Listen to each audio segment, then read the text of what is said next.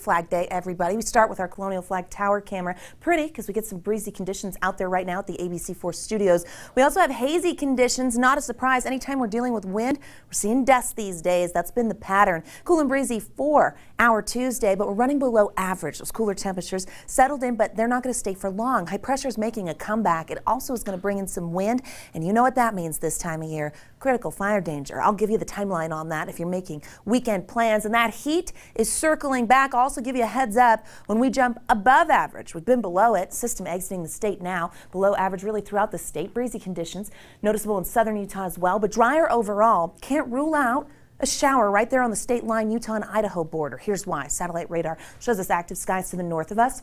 And in the last little bit, we've watched some storm development near Park Valley, pushing east, so that could move towards Montpelier, Malad, Logan, so a heads up there. The rest of Utah dealing with clear skies, quiet conditions, and a really beautiful day. If you don't like the heat, today's your pick, right? 66 right now. Feels like a gorgeous spring day. It's still spring, so we'll take it. 60s for the next couple of hours. Mostly clear skies and a cooler overnight expected. We don't waste a lot of time, though, in the below average territory. We actually heat things up pretty quickly. Oh, we've got high pressure coming back. It's like you're going to blink an eye and we're going to be back to above average numbers. Live look from Blanding, where we talk about those breezy conditions, and then you see the winds in action. It's gusty down there in southeastern Utah, which is why we still have an elevated fire risk for the southeastern portion of the state from I-70 down to the Four Corners. That does include over towards Lake Powell and Grand Staircase area. So gusty winds, any fire start would spread quickly. It's something we're going to talk a lot about this summer as we head towards summer because of our dry conditions. Below average for today, the model brings that shower through in the next couple hours. So I would say from now until about 8 p.m., keep your eyes to the skies in Cache Valley as that system could come through. Get some gusty winds with it. As we head into tomorrow, the warming trend takes hold. Here comes high pressure. Things are going to change up. Warm up as we head into Thursday. We kick it into high gear, like noticeably high gear, because those temperatures jump into the 90s in the north. Triple digits return to the south, and we see those clouds on the move from the south.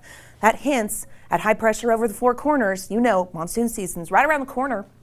70s for the Wasatch Front as we head into tomorrow. 77 for tomorrow, still below the norm, but a beautiful day. It's going to be really nice. 80s and 90s on the eastern side of the state, 70s and 80s.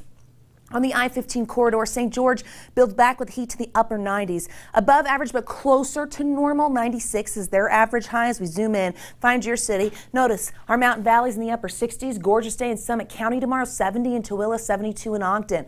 We're going to warm things up a little bit, but tomorrow is a picture perfect day because we're right in between that temperature swing. Lots of 80s in central Utah. There's a look at the south. We've got 70s and 80s depending on elevation, and the heat holds on near Lake Powell, Kanab, and St. George, where the 90s show up. Speaking of heat, by Thursday, back to 106 in Washington County. Windy conditions by Friday. Fire danger on the up and up. Cooler for the weekend. Sunday, slight chance of a thunderstorm.